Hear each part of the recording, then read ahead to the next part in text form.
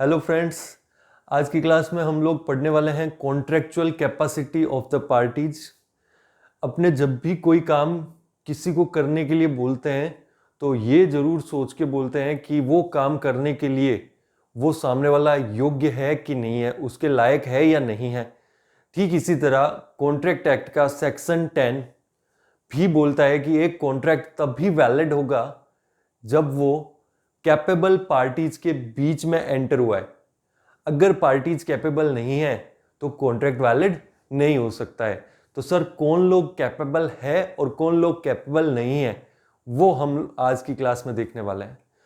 According to section 11 of the Indian Contract Act 1872, every person is competent to contract who is of the age of majority according to the law to which he is subject and who is of sound mind and is not disqualified from contracting by any other law which he is subject।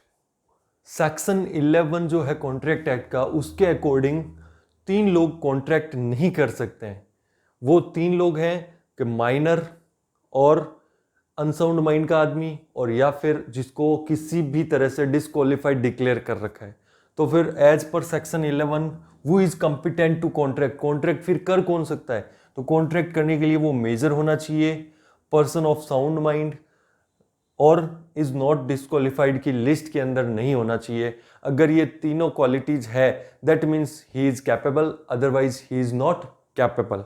ठीक है, आज की class में हम लोग discuss करने वाले हैं माइनर के बारे में।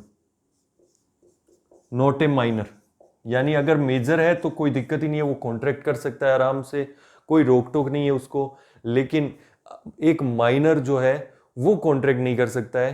तो अब क्वेश्चन ये उठता है कि माइनर कौन होता है और माइनर की एज क्या होती है, और उसके बाद में अगर माइनर कॉन्ट्रैक्ट कर लेता है तो क्या सिचुएशंस होगी, और बाकी और भी माइनर से रिलेटेड क्या रूल्स हैं, वो सारी डिस्कशन हम आज की क्लास में करने वाले हैं। ठीक है, unsound mind and not disqualified वाली जो कैटेगरी है ये दोनों हम नेक्स्ट क्लास के अंदर कवर करेंगे। चलिए, माइनर कौन होता है ये समझते हैं सबसे पहले। तो Who is minor? A minor is a person who has not attained majority। अब सर ये मेजोरिटी क्या होती है? According to section 3 of the Indian Majority Act 1875, a person is deemed to have attained majority as under। ठीक है, देखो majority की सबसे पहले तो एज जो है वो अपने इंडिया के अंदर 18 ईयर्स है कि 18 साल का जैसे ही हो गया वो उसके बाद में वो कॉन्ट्रैक्ट कर सकता है। 18 साल से अगर एक दिन भी कम है तो वो कॉन्ट्रैक्ट नहीं कर सकता है, वो कॉन्ट्रैक्ट वैलिड नहीं बन पाएगा। तो पूरा कंप्लीटली 18 ईयर्स का होना चाहिए। लेकिन 2 स्पेशल सिचुएशंस के अंदर जो मेजॉरिटी की एज है उसको 21 ईयर्स डिफाइन कर रखा है। ठीक है, वो स्पेशल सिचुएशन से अपने को मोस्टली 18 ईयर्स ही ध्यान रखना है और अपने को एज के बारे में नहीं पूछने वाला है अपने को। ठीक है, ये अपने डिस्कस कर रहे हैं कि माइनर कौन होता है इसलिए बता देता हूँ। तो बाकी सब सिचुएशन में 18 साल, बट 2 स्पेशल सिचुएशन में 21 साल का होने के बाद उसको मेजर बोला जाएगा। तो देखो पहली सिचुएशन है where a guardian of a minors person और property is appointed under the Guardian and Wards Act 1890। तो फिर वो 21 साल का होने के बाद मेजर होगा। इसी तरह where minors property has passed under the superintendence of the Court of Wards, तो उस केस में भी 21 साल का होगा। सर ऐसा क्यों बोल रखा है? बेटा इन दोनों ही केस के अंदर बच्चा जो है अपने नेचुरल पेरेंट्स के साथ नहीं है, नेचुरल पेरेंट्स से अलग रह रहा है, इसलिए कोर्ट ऐसा मानता है कि उस केस में जब बच्चा नेचुरल पेरेंट्स के साथ नहीं होता है तो उसको ग्रो अप होने में ज़्यादा टाइम लगता है, इसलिए वहाँ पे 21 साल की एज दे रखी है। ठीक है, ये दोनों सिचुएशन है जिसके अंदर हस्बैंड वाइफ का मान लो डिस्प्यूट है या फिर हस्बैंड वाइफ दोनों की डेथ हो चुकी है, तो उनका जो बच्चा है उसकी जो प्रॉपर्टीज है वो कोर्ट के पास में चली गई है, और उस केस में जब तक वो बच्चा 21 साल का नहीं होता तब तक उस बच्चे को वो प्रॉपर्टीज नहीं दी जाएगी। चलिए इनको छोड़िए, अपने लिए जो माइनर की एज है वो है 18 साल। ठीक है, बाकी सब केसेस में 18 साल। तो हमने देखा कि माइनर की डेफिनेशन क्या है। जो मेजॉरिटी एक्ट में 18 साल की एज डिफाइन कर रखी है उसके अकॉर्डिंग 18 से ऊपर का होने के बाद कॉन्ट्रैक्ट कर सकता है, ठीक है। लेकिन उसके अलावा भी कॉन्ट्रैक्ट एक्ट ने तो बोल दिया, सेक्शन 11 ने बोल दिया कि माइनर्स जो होते हैं वो कॉन्ट्रैक्ट नहीं कर सकते हैं। बट सर अगर माइनर कॉन्ट्रैक्ट करे तो उसका वैलिडिटी का क्या होगा, क्या उसने कोई सामान ले लिया तो वो रीइंस्टीट्यूशन हो पाएगा या नहीं हो पाएगा, क्या माइनर अपने बेनिफिट के लिए कॉन्ट्रैक्ट कर सकता है, माइनर एजेंसी में एंटर हो सकता है, माइनर शेयर्स परचेज कर सकता है। इस तरह के और भी बहुत सारे जो रूल्स हैं जिनकी बात हम लोग अभी करने वाले हैं।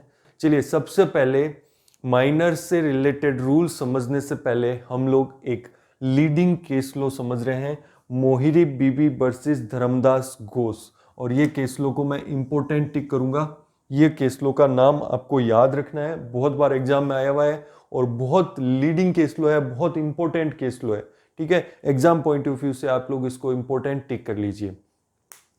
सर ये केस लो के अंदर क्या था, इस केस लो के अंदर जो कोर्ट है उसने एक्चुअल के अंदर माइनर की क्या पोजीशन होती है एग्रीमेंट के अंदर उसको डिफाइन किया। क्योंकि सेक्शन 10, 11 ये तो बोलते हैं कि कॉन्ट्रैक्ट कर नहीं सकता है, बट अगर कर लिया तो उसके उपचार क्या होंगे, कैसे उसका सेटलमेंट किया जाएगा, फिर इसके बारे में बात नहीं करते हैं, पूरी तरह से खामोश है। तो वहां पे कौन आता है, वहां पे इस केस लो की इंपॉर्टेंस आती है। क्या था ये केस लो, देखो एक बच्चा था डी, ठीक है, बच्चा था डी जिसका नाम था धर्मोदास घोष। वो एक मेजर के पास जाता है ब्रह्मोदत्त जिसका नाम था बी ब्रह्मोदत्त। तो बच्चे ने ब्रह्मोदत्त से लोन मांगा और ब्रह्मोदत्त ने लोन दिया उसको। तो बच्चे ने taken a loan of ₹20,000 as against the mortgage of property. बच्चे ने अपनी प्रॉपर्टी, बच्चे के पास में कुछ प्रॉपर्टीज थी, वो प्रॉपर्टीज बच्चे ने गिरवी रख दी और 20,000 रुपए का लोन लेने का एग्रीमेंट किया, ठीक है। बच्चा बड़े के साथ, माइनर मेजर के साथ एग्रीमेंट कर रहा है।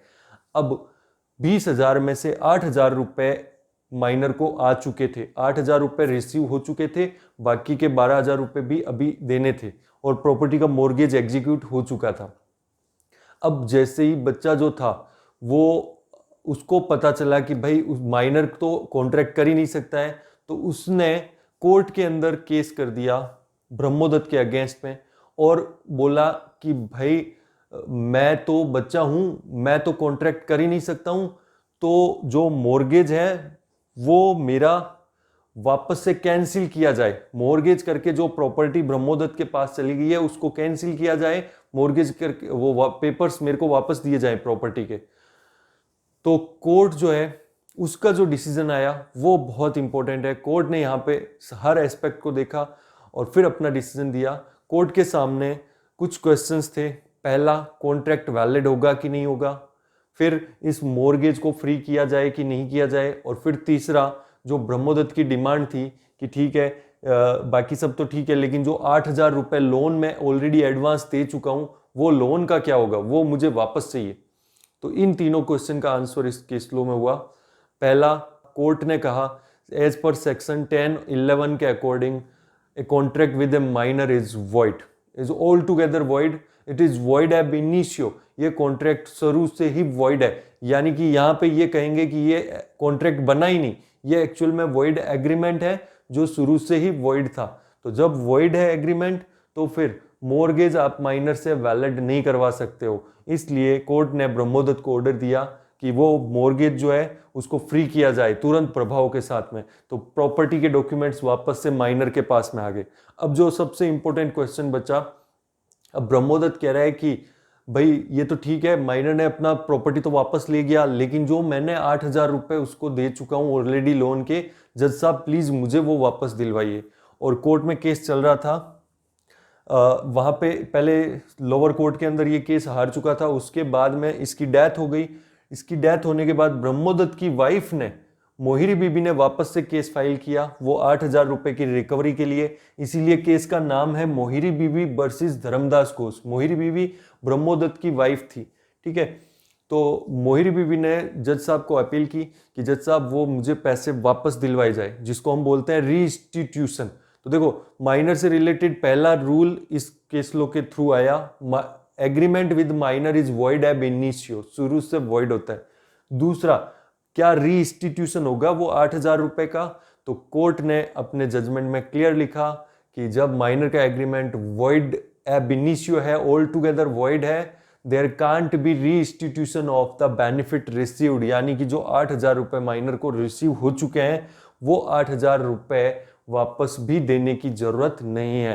तो सेकंड इंपॉर्टेंट पॉइंट आया, reinstitution of benefit is not allowed in minors case.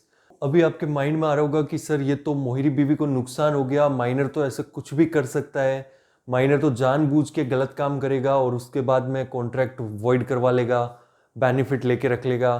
तो बेटा यहाँ पे सेक्शन 10(11) कॉन्ट्रैक्ट एक्ट के अंदर कोई भी इलाज नहीं है। माइनर का एग्रीमेंट हमेशा वॉइड होगा, वॉइड एब इनिशियो होगा और रीइंस्टीट्यूशन आपको नहीं मिल पाएगा।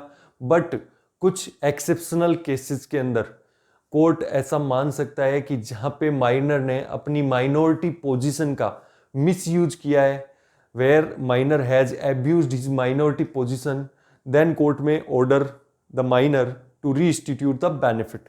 सर कब ऐसा हो सकता है? देखो बेटा एक एग्जांपल से समझते हैं हम इसको। एक बच्चा है और उसने अपनी प्रॉपर्टी को पहले एक्स को सेल किया और उससे कुछ एडवांस ले लिया, फिर उसने वही प्रॉपर्टी सेम प्रॉपर्टी वाई को भी सेल करने का कॉन्ट्रैक्ट किया और उससे भी कुछ एडवांस ले लिया और फिर दोनों ही कॉन्ट्रैक्ट कैंसिल करवा लिए अपनी माइनॉरिटी की दुहाई देख करके। कोर्ट में जाया गया और बोला मैं तो माइनर हूं, मेरे साथ कॉन्ट्रैक्ट हो नहीं सकता, तो एक्स का कॉन्ट्रैक्ट भी कैंसिल, वाई का भी कैंसिल, दोनों से जो एडवांस ले रखा था प्रॉपर्टी सेल का वो भी वापस नहीं करूंगा, ऐसा सोच करके माइनर का दिमाग चला। तो कोर्ट ने देखा यहाँ पे कि जो माइनर है वो खुद को जानबूझ के मिस रिप्रेजेंट कर रहा है एज ए मेजर और फिर एक्स को सेल कर रहा है, वाई को सेल कर रहा है, यानी कि वो अपने माइनॉरिटी का मिसयूज कर रहा है। तो यहाँ पे कोर्ट ऑर्डर दे सकता है कि ठीक है कॉन्ट्रैक्ट कैंसिल होगा, प्रॉपर्टी सेल नहीं करवा सकता, लेकिन कोर्ट यहाँ पे ऑर्डर देगा कि एक्स को और वाई को अपना जो एडवांस है वो वापस से देना पड़ेगा, रीइंस्टीट्यूशन ऑफ बेनिफिट करना पड़ेगा। तो ये स्पेशल रिलीफ एक्ट के अंदर आपको केस फाइल करना पड़ता है। एक स्पेशल रिलीफ एक्ट बना हुआ है जहां पे एक्स और वाई के साथ जो स्पेशल टाइप का धोखा हुआ है तो उसके लिए वो वहां पे केस फाइल कर सकते हैं और माइनर को कंपेल कर सकते हैं वो पैसे वापस देने के लिए। ठीक है, मोहिरी बीबी वाले केस के अंदर कोर्ट ने ये देखा कि यहाँ पे ये पता था, मेजर को ये पता था पहले से कि ये माइनर है, फिर भी जानबूझ के उसने उसके साथ कॉन्ट्रैक्ट किया। यहाँ पे माइनर ने कोई ऐसी गलती नहीं लगी कोर्ट को, तो यहाँ पे कोर्ट ने 8,000 रुपीज का रीइंस्टीट्यूशन देने से मना कर दिया। कोर्ट ने कहा कि ये रीइंस्टीट्यूट नहीं करवाया जा सकता है माइनर के केस में। क्लियर हुआ? तो दो पॉइंट्स हमने देखे, एक तो माइनर्स का एग्रीमेंट जो होता है वो वॉइड एब इनिशियो होता है और दूसरा पॉइंट हमने देखा कि माइनर को अगर कोई बेनिफिट मिल गया है तो उसको रीइंस्टीट्यूट नहीं करवाया जा सकता है जनरल सिचुएशन में। एक्सेप्शनल सिचुएशन में स्पेसिफिक रिलीफ एक्ट के अंदर आप लोग क्लेम कर सकते हो रीइंस्टीट्यूशन के लिए। तो अब आप लोग सोच रहे होंगे कि माइनर को ऐसे बेनिफिट्स क्यों दिए हुए हैं सर, माइनर तो इस हिसाब से बड़ा फायदे में है। तो बेटा कोर्ट को, लॉ को ऐसा लगता है कि जो माइनर हैं, जो बच्चे हैं, वो मन के सच्चे होते हैं। कोर्ट को लगता है, होते नहीं होते हैं नहीं पता, लेकिन कोर्ट को ऐसा लगता है कि बच्चे जो होते हैं वो भोले भाले होते हैं, बेचारे मासूम होते हैं, वो कॉन्ट्रैक्ट करने की समझ नहीं रखते हैं, अपना प्रॉफिट लॉस नहीं सोच सकते हैं, रेशनल डिसीजन नहीं ले सकते हैं और कोई भी उनको ठगने की कोशिश कर सकता है, उनको अपने बहकावे में ले सकता है। इन सब बातों को ध्यान में रखते हुए माइनर के साथ कहीं फ्रॉड ना हो जाए, कोई धोखा ना हो जाए, कोई ठगी ना हो जाए, इसलिए कोर्ट ने उनको कैपेबिलिटी ही नहीं दी कॉन्ट्रैक्ट करने की, कि वो कॉन्ट्रैक्ट कर ही नहीं सकते, अगर कुछ कर भी लिया तो वो वैलिड नहीं हो पाएगा। ठीक है सर, और क्या क्या रूल्स है माइनर से रिलेटेड जो हम आज की क्लास में पढ़ने वाले हैं, तो चलो देखते हैं फटाफट से। Laws relating to minors, a contract made with minor is void ab initio, जो हमने अभी डिस्कस किया, और इसके अंदर आप लोग कोट कर लो मोहिरी बीवी वर्सेस धर्मदास घोष का केस। ये पॉइंट कभी भी एग्जाम में आए तो ये केस लो जरूर आपको कोट करना है। सेकंड हमने डिस्कस किया अभी, नो रिस्टिट्यूशन, माइनर के केस में रिस्टिट्यूशन अलाउड नहीं है, यानी कि वो 8,000 रुपये माइनर लौटाने के लिए जिम्मेदार नहीं होगा। उसके बाद में ये सारे पॉइंट्स अभी देखने वाले हैं हम लोग। No ratification after attaining majority, minor, a minor can always plead minority, Minor's liability for necessaries. Minor can be beneficiary. No specific performance. Can minor be a partner? Can minor be an agent? Can minor be declared insolvent? Joint contract by minor and major. Minor cannot bind parents. Liability for torts and minor as shareholder. ठीक है, ये सब points हम धीरे धीरे देखने वाले हैं। तो देखो माइनर के रिलेटेड जो थर्ड पॉइंट है वो है no ratification after attaining majority. ठीक है, सेकंड पॉइंट अभी हमने पढ़ा था no reinstitution of the benefit already received, लेकिन थर्ड पॉइंट है ratification. Sir what is ratification? Ratification का क्या मतलब है? रेटिफिकेशन का मतलब है आप अपने ही काम की बाद में क्या कर देते हो, रेटिफाई कर देते हो, उसको पुष्टि कर देते हो, जिसको बोलते हैं। जैसे मान लो कि एक काम मेरे बिहाफ पे मेरे ब्रदर ने किया था या मेरे फ्रेंड ने किया था, और बाद में जब उस पार्टी ने मेरे से बात की तो फोन में मैंने उसको रेटिफाई कर दिया कि यस उन्होंने मेरे बिहाफ पे ही काम किया था, तो इसको क्या बोलते हैं? रेटिफिकेशन। तो मेरी तरफ से उनको क्या मिल गई? कंफर्मेशन मिल गई। तो यहाँ पे क्वेश्चन ये है कि जो एक बच्चा है जिसने कॉन्ट्रैक्ट तब किया जब वो 18 से कम का था, अब वो 18 का होने के बाद में जब उसके पास कॉन्ट्रेक्चुअल कैपेसिटी आ चुकी है, तो क्या वो अपने पुराने कामों को अब रेटिफाई कर सकता है? मेजर होने के बाद ओके बोल सकता है, उनको कंफर्म कर सकता है? तो आंसर इज नो। जब आपने कॉन्ट्रैक्ट किया था तो वो वॉइड एब इनिशियो था, वो एग्रीमेंट वॉइड एब इनिशियो था। तो जब शुरू से ही वो वॉइड था तो उस काम को अब इनवैलिड को आप वैलिड नहीं बना सकते हो रेटिफिकेशन करके। तो रेटिफिकेशन इज नॉट पॉसिबल। देखो एक एग्जांपल से इसको समझते हैं। एक बच्चा है, ये माइनर है, और इसने गुड्स परचेज किए हैं 16 साल की एज में एक मेजर आदमी के साथ में। ठीक है, तो जब इसने गुड्स परचेज किए तो 10,000 रुपए इसको पे करने थे, माइनर को उसको पे करने थे। अब माइनर ने वो 10,000 रुपए पे करने के लिए लायबल नहीं है। क्यों? क्योंकि माइनर कभी लायबल हो ही नहीं सकता है। तो ये कॉन्ट्रैक्ट क्या है? वॉइड है। लेकिन उसके बाद में माइनर जब 18 साल से ऊपर हो गया तो माइनर ने एक प्रॉमिसरी नोट लिखा कि मैं ये 10,000 रुपए पे कर दूंगा। तो ये क्या कर रहा है? किसके बदले में पे कर दूंगा? जो 16 साल की एज में उसने सामान खरीदा था।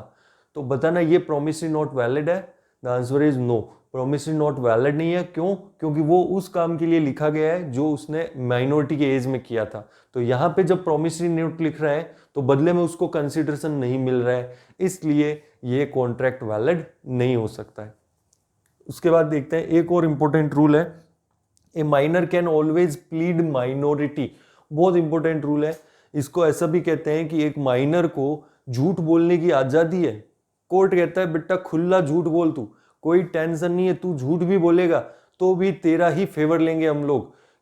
इसीलिए कहा है कि ऑलवेज प्लीड माइनॉरिटी, हमेशा वो दुआई दे सकता है कि मैं तो बच्चा हूं, मुझे क्यों मजबूर किया जाएगा, मैं लायबल नहीं हो सकता हूं, चाहे वो कुछ भी काम करे।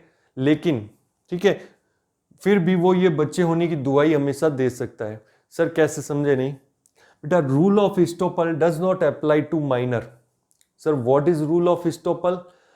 रूल ऑफ इस्टोपल का मतलब है you can not deny your previous conduct और योर प्रीवियस स्टेटमेंट्स।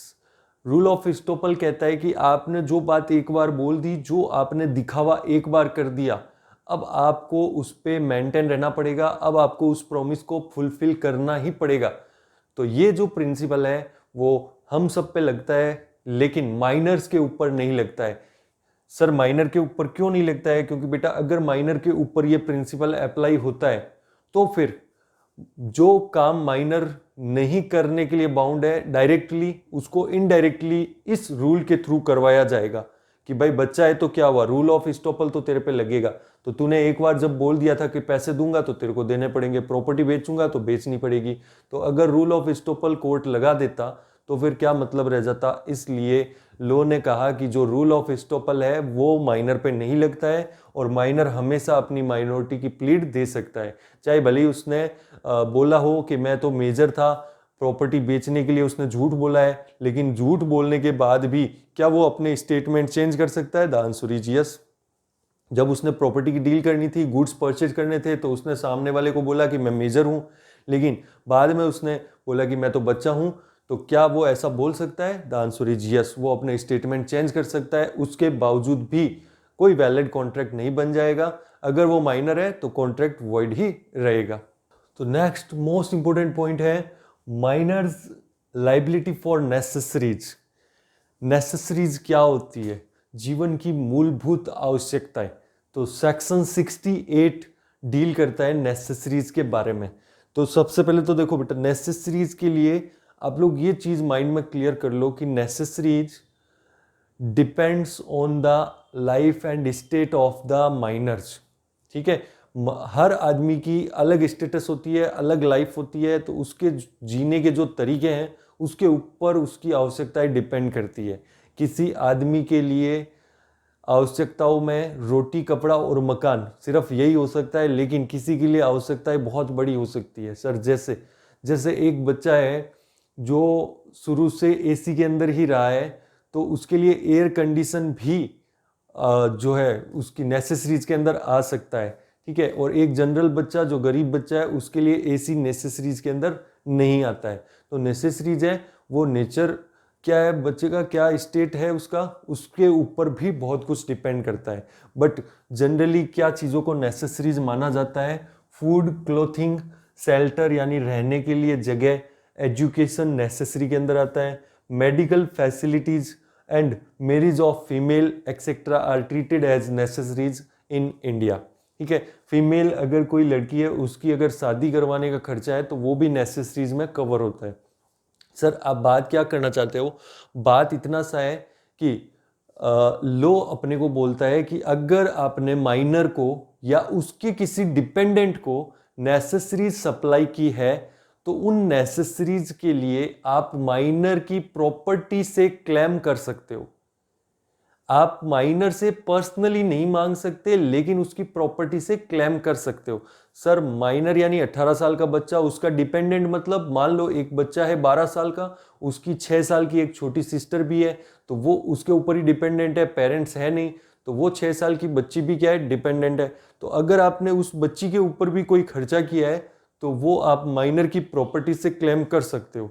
ठीक है, अब सर यहाँ पे क्वेश्चन आता है कि सर माइनर की प्रॉपर्टी है ही नहीं, तो फिर आप क्लेम कर ही नहीं सकते, क्योंकि क्या रूल है? Personally minor is not liable. Personally तो माइनर लाइबल ही नहीं है। ऐसा नहीं बोल सकते कि 18 का होने के बाद में वो कमाएगा फिर मुझे दे देगा, वो नहीं दे सकता है। अगर माइनर की कुछ प्रॉपर्टी है तो आप उससे क्लेम कर सकते हो, but his state is liable. But अगर उसकी प्रॉपर्टी नहीं है तो आप कुछ भी क्लेम नहीं कर सकते हो। अब देखो, एक जो बच्चा है उसके फादर मदर की डेथ हो गई, प्रॉपर्टी उसके पास थी, तो एक जो फादर के फ्रेंड थे उन अंकल ने उस बच्चे की हेल्प की, उसको पढ़ाया लिखाया, उसको काबिल बनाया। तो उसके बाद में जब वो बच्चा 18 साल का हो गया तो उन अंकल ने वो जो उसके नेसेसरीज पे खर्चा लगा था, उसको पढ़ाने लिखाने का, खाने पीने का, उस खर्चे के लिए उन्होंने उसकी स्टेट पे क्लेम किया कि ये पैसा मुझे मिलना चाहिए।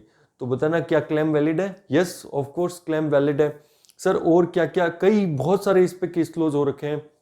जैसे एक बच्चे का किसी इलीगल काम के अंदर फंस चुका था, उस केस से बाहर निकालने के लिए कुछ खर्चा किया किसी आदमी ने, तो इसको भी कोर्ट ने नेसेसरी माना, क्योंकि वो बच्चे की फ्रीडम के लिए, बच्चे को वहां से बचाने के लिए जरूरी था, तो इसको भी नेसेसरी की कैटेगरी के अंदर रखा।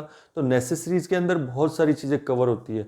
तो देखो नेसेसरीज जो होगी वो अलग अलग सिचुएशंस में अलग अलग तरह से डिपेंड करेगी। कई बार कोई रिलीजियस एक्टिविटीज़, पूजा पाठ वगैरह के काम हुए हैं, उनको भी कोर्ट ने नेसेसरीज मांगा है। कभी बच्चे के जो है माइनर बच्चे के फादर की डेथ हुई, उसके जो फुनरल के अंदर जो एक्सपेंस आया है उसको भी नेसेसरीज माना है। तो बहुत सारे अलग अलग सिचुएशंस के अंदर नेसेसरी माना है। वो कोर्ट के डिस्क्रिप्शन पर डिपेंड करता है, एक फिक्स लिस्ट नहीं बना सकते हैं। हमने ये लिस्ट बना दी। उसके बाद में अब नेसेसरीज के अंदर आपको जो सबसे इंपॉर्टेंट पॉइंट नोट करना है वो ये है कि माइनर पर्सनली 1 रुपए के लिए भी लाइबल नहीं है, ना ही कभी हो सकता है। तो फिर लाइबिलिटी जो है वो अगेंस्ट द प्रॉपर्टी है, उसके स्टेट के अगेंस्ट है। तो पहली चीज सर स्टेट है ही नहीं, प्रॉपर्टी नहीं है माइनर के पास में, तो कोई क्लेम नहीं मिल पाएगा नेसेसरी सप्लाई करने वाले को। दूसरा, सर प्रॉपर्टीज है बट वो कम है। माइनर को नेसेसरी सप्लाई की 5 लाख की, लेकिन उसकी प्रॉपर्टी है 2 लाख की, तो क्या वो 5 लाख रिकवर कर सकता है? The answer is no. उसको सिर्फ और सिर्फ 2 लाख ही रिकवर करने का अधिकार होगा, जितनी माइनर की प्रॉपर्टी है। सर प्रॉपर्टी 10 लाख है तो ठीक है, पूरा 5 लाख रिकवर कर सकता है माइनर की प्रॉपर्टी से। तो पॉइंट क्लियर हुआ। माइनर को अगर किसी ने नेसेसरी सप्लाई की है, उसके किसी डिपेंडेंट को भी नेसेसरी सप्लाई की है, तो वो उस सप्लाई नेसेसरीज के लिए माइनर की प्रॉपर्टी से पैसा क्लेम कर सकता है, एक वैलिड कॉन्ट्रैक्ट बन सकता है। क्लियर है? अदरवाइज और कोई भी तरीके से माइनर से पैसा नहीं लिया जा सकता है, उसको पर्सनली बाउंड नहीं किया जा सकता है। चलिए नेक्स्ट पॉइंट है, minor can be beneficiary all those contracts which are in the benefit of the minor can be enforced by the minor. कोई प्रॉब्लम नहीं है, अगर माइनर की बात करें तो पैसे लेने हैं तो यस ले सकता है, पैसे देने हैं ना, नहीं दे सकता है। कॉन्ट्रैक्ट एक्ट सीधा सीधा बोलता है कि अगर माइनर को कुछ मिल रहा है तो कोई प्रॉब्लम नहीं है, कोर्ट में केस एनफोर्स हो जाएगा। लेकिन माइनर को जहां पे लाइबिलिटी आ रही है वहां पे केस हो जाएगा नॉट एनफोर्सिबल। तो कॉन्ट्रैक्ट एक्ट में ये क्लियर कर दिया है कि माइनर कैन बी बेनिफिशियरी। अगर प्रोमिसरी नोट माइनर लिख रहा है तो वैलिड नहीं है, क्योंकि यहां पे उसकी लाइबिलिटी आ रही है। लेकिन अगर माइनर के फेवर में लिखा जा रहा है प्रोमिसरी नोट या चेक, तो फिर वैलिड है, कोई दिक्कत नहीं है। ठीक है, सिंपल सा पॉइंट है, माइनर कैन बी बेनिफिशियरी। उसके बाद में नेक्स्ट पॉइंट है नो स्पेसिफिक परफॉर्मेंस। सर ये स्पेसिफिक परफॉर्मेंस क्या होती है? स्पेसिफिक परफॉर्मेंस बेटा वो होती है कि जो वादा किया है एग्जैक्टली वही निभाना पड़ेगा। कोर्ट इस स्पेसिफिक परफॉर्मेंस की बहुत रेयर केसेस के अंदर डिक्री इश्यू करता है, जब कोर्ट को लगता है कि स्पेसिफिक परफॉर्मेंस के अलावा कोई और उपचार जो है वो काम का नहीं है यहाँ पे, तब कोर्ट इसकी डिक्री इशू करता है। जैसे मान लो किसी ने डील की कि भाई गांधी जी का चश्मा सेल करूंगा मैं। अब गांधी जी का जो चश्मा है जिसके साथ उसकी यादें जुड़ी हुई है, तो वो चश्मे के लिए कॉन्ट्रैक्ट हुआ है। अब उसको 5 लाख 10 लाख कंपेंसेशन से उसको हर्जाना नहीं मिल सकता है। तो अगर उसके पास चश्मा है एक्चुअल के अंदर गांधी जी का, तो वो चश्मा ही उसको सेल करना पड़ेगा। यूनिक आइटम है, उसकी कंपेंसेशन और कोई आइटम से कर नहीं सकते। तो ऐसे केसेस के अंदर जहां पे यूनिक आइटम्स में डील हो रही है, तो फिर कोर्ट स्पेसिफिक परफॉर्मेंस देता है। अब सर माइनर के केस में तो बेटा जब हम लोग माइनर के अगेंस्ट में नॉर्मल कॉन्ट्रैक्ट एनफोर्स नहीं करवा सकते, तो स्पेसिफिक कॉन्ट्रैक्ट या स्पेसिफिक परफॉर्मेंस तो एनफोर्स करवा ही नहीं पाएंगे। तो क्लियर है? तो no specific performance against minor. Minor पे आप स्पेसिफिक परफॉर्मेंस के लिए प्रेशर नहीं डाल सकते। उसके बाद नेक्स्ट है validity of minor's agreement jointly with major person. यानी कि आपने जॉइंटली एग्रीमेंट किया है जिसके अंदर एक तो बच्चा है और एक मेजर है, तो फिर ऐसा कॉन्ट्रैक्ट के अंदर जो लाइबिलिटी है वो मेजर के ऊपर आ जाएगी और मेजर को पे करना पड़ेगा। एक बार गुड्स परचेज किया एक बच्चे ने और एक मेजर ने, तो जो शॉपकीपर है वो मेजर पर्सन के ऊपर केस फाइल करके अपना पैसा रिकवर कर सकता है। तो अगर जॉइंटली कॉन्ट्रैक्ट हुआ है तो फिर वहां पे लाइबिलिटी जो होगी वो मेजर पर्सन की रहेगी, माइनर की कोई लाइबिलिटी नहीं होने वाली है। ठीक है, उसके बाद में नेक्स्ट पॉइंट है guardian not liable for act of minor. यहां पे क्लियर है कि बच्चे के काम के लिए गार्जियन भी लाइबल नहीं होगा। एक बच्चे ने गुड्स परचेज कर लिए दुकान से, अब दुकानदार पेमेंट के लिए गार्जियन को लाइबल नहीं कर सकता है। बस एक एक्सेप्शन है यहाँ पे, अगर बच्चे ने गार्जियन के कहने पे उसके एजेंट की तरह अगर गुड्स परचेज किए हैं तो फिर गार्जियन को पैसे देने पड़ेंगे। अदरवाइज बच्चे के कामों के लिए गार्जियन भी लाइबल नहीं होते हैं। नेक्स्ट पॉइंट है कॉन्ट्रैक्ट बाय माइनर्स गार्जियन। अगर माइनर के बिहाफ पे उसके गार्जियन ने कॉन्ट्रैक्ट किया है तो वो क्या वो कॉन्ट्रैक्ट वैलिड होगा या नहीं होगा? तो उस केस में वो कॉन्ट्रैक्ट वैलिड हो सकता है, लेकिन ये 2 रूल्स जरूरी है। Is with in the scope of the authority of the guardian. वो जो कॉन्ट्रैक्ट उसने किया है अथॉरिटी के अंदर किया है। सर अथॉरिटी क्या है? अथॉरिटी मतलब कि जैसे इमूवेबल प्रॉपर्टी का कोई कॉन्ट्रैक्ट गार्जियन नहीं कर सकता है माइनर के लिए, तो यहाँ पे अगर मूवेबल कॉन्ट्रैक्ट कर रहा है, मूवेबल प्रॉपर्टी खरीदने बेचने का, उसकी जीवन की आवश्यकताओं को पूरा करने के लिए कॉन्ट्रैक्ट कर रहा है, तो वो उसकी अथॉरिटी के अंदर है। और फिर लिखा है for the benefit of the minor, और वो कॉन्ट्रैक्ट जो गार्जियन के थ्रू हुआ है वो माइनर के बेनिफिट के लिए है, उसकी अथॉरिटी में है, उसके बेनिफिट के लिए है, तो वो कॉन्ट्रैक्ट वैलिड हो पाएगा। चलिए कुछ बचे हुए पॉइंट्स और डिस्कस कर लेते हैं। पहला है जैसे can minor be a partner, क्या माइनर एक पार्टनर बन सकता है? The answer is no, minor can not become a partner. एक फुल फ्लेज पार्टनर माइनर नहीं बन सकता है। But section 30 of the Indian partnership act 1932 क्या बोलता है कि एक माइनर को सभी पार्टनर की कंसेंट के साथ में बेनिफिट्स के लिए ऐड किया जा सकता है, बट वो कोई भी लॉसेज के लिए पर्सनली लायबल नहीं होगा। उसके बाद है can minor be an agent? Yes of course minor can be an agent. Minor agent बन सकता है एंड वो अपने प्रिंसिपल को बाउंड कर सकता है अपने कामों के लिए। माइनर ने कुछ भी काम किया तो रेस्पॉन्सिबल कौन होगा? उसका प्रिंसिपल होगा।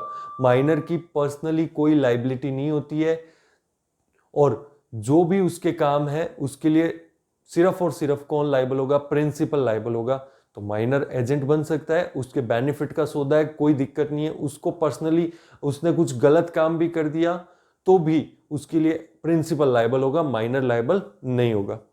फिर नेक्स्ट पॉइंट है can minor be declared insolvent? The answer is no, minor can never be insolvent. क्यों? क्योंकि माइनर किसी भी काम के लिए पर्सनली लायबल ही नहीं है। माइनर की कॉन्ट्रैक्ट करने की लायबिलिटी नहीं है। सर आपने बोला था नेसेसरी सप्लाई की, तो उससे पैसे ले सकते हैं, उससे नहीं ले सकते हैं पैसे, पैसे उसकी स्टेट से ले सकते हैं। अगर उसकी स्टेट नहीं है तो फिर पैसे तो उससे ले नहीं सकते। स्टेट कम है तो उतना ही ले सकते हैं, बट माइनर से पर्सनली नहीं ले सकते हैं। यानी कि उसकी लाइबिलिटीज कभी भी उसकी एसेट से ज़्यादा नहीं हो सकती है। नेसेसरीज के केस में भी माइनर उतना ही चुकाएगा जितनी उसकी स्टेट है, जितनी उसकी प्रॉपर्टीज है। यानी कि माइनर का इंसॉल्वेंट होने का कोई चांस नहीं। नेक्स्ट है can minor be a shareholder? The answer is yes, but minor shareholder केवल तभी बन सकता है जब वो फुल्ली पेड शेयर्स खरीद रहा है। ठीक है, कैसे? क्यों सर? क्योंकि बेटा अगर मान लो 10 रुपए का शेयर है और 5 रुपए अभी कोल्ड अप है, 5 रुपए बाद में मांगेगी कंपनी, तो उस टाइम पे कंपनी माइनर को लायबल कर रही है 5 रुपए और देने के लिए, तो माइनर लायबल हो नहीं सकता। इसलिए माइनर शेयर होल्डर तभी बन सकता है जब वो फुल्ली पेड शेयर्स हैं और कंपनी के आर्टिकल्स ऑफ एसोसिएशन के अंदर माइनर को शेयर होल्डर बनाने की परमिशन है, तो माइनर शेयर होल्डर बन सकता है, कोई प्रॉब्लम नहीं है। उसके बाद में है liability for torts. What is torts? This is civil wrong. जब आप सिविल सोसाइटी के अंदर कुछ गलत काम करते हो तो उसको बोलते हैं टोर्ट। तो ये जो सिविल रॉन्ग अगर माइनर ने कुछ किया है, टोर्ट अगर किया है, तो उसके लिए माइनर को लायबल ठहराया जा सकता है। ठीक है, जैसे मान लो कि वो कोई सामान चोरी करके भाग जाता है, कुछ और गलत काम करता है सोसाइटी के अंदर, तो उन कामों के लिए माइनर को लायबल किया जा सकता है। उसको रीइंस्टीट्यूशन के लिए भी बोला जा सकता है, उससे उसकी प्रॉपर्टी से रिकवरी भी करवाई जा सकती है।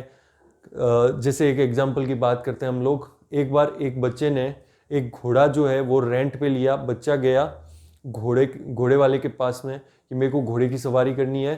तो घोड़े वाले ने बोला कि घोड़ा जो है वो थका हुआ है, उसको बुखार आ रहा है, तो आज सवारी के लिए नहीं दूंगा। लेकिन माइनर ने बहुत जिद करने पे घोड़े वाले ने उसको दिया और कुछ शर्तें लगाई। उसने कहा घोड़े को ज़्यादा तेज मत दौड़ाना, उसको ज़्यादा जंप मत करवाना, क्योंकि घोड़ा बहुत बीमार है, ये मर भी सकता है। तो माइनर ने ठीक है उसको प्रॉमिस किया। उसके बाद में माइनर उसको लेके गया, घोड़ा चलाया, घोड़ा अच्छा चल रहा था। उसने घोड़े को फुल तेज दौड़ाया और फुल उसको जंप करवाया, और बाद में एक बड़े सारे जंप करते टाइम पे घोड़ा गिर गया धड़ाम से और घोड़े की डेथ हो गई। तो यहाँ पे जो माइनर ने काम किया वो क्या था? गलत था। It is a civil wrong. Minor की गलती के कारण घोड़ा मरा है, तो यहाँ पे माइनर को लायबल होना पड़ेगा। ठीक है, चलिए ये सारे पॉइंट्स थे जो माइनर से रिलेटेड एग्रीमेंट्स में अप्लाई होते हैं। इन सारे पॉइंट्स को अपने को ध्यान रखना है। क्वेश्चन कैसे आएगा सर? क्वेश्चन आएगा अगर कि माइनर से रिलेटेड कुछ एग्रीमेंट्स के जो है आप पॉइंट्स बताओ, तो आपको कम से कम 7-8 पॉइंट्स ये लिखने पड़ेंगे। ठीक है, अगर थियरी क्वेश्चन आता है माइनर्स एग्रीमेंट की वैलिडिटी से रिलेटेड, तो आपको 7-8 पॉइंट इनमें से लिखने पड़ेंगे। और फिर इनके अंदर से जैसे नेसेसरीज वाला पॉइंट हुआ, रीइंस्टीट्यूशन वाला हुआ, ये सारे कुछ एक पॉइंट्स है वो बहुत इंपॉर्टेंट है, तो उनका एक पर्टिकुलर छोटा क्वेश्चन भी आ सकता है पॉइंट्स के अंदर से। और अगर बड़ा क्वेश्चन आता है तो 7-8 पॉइंट आप लोग माइंड के अंदर याद रखेंगे। चलो, अनसाउंड माइंड और वो सब हम लोग डिस्कस करते हैं नेक्स्ट क्लास में। मिलते हैं अगली क्लास में। Bye bye.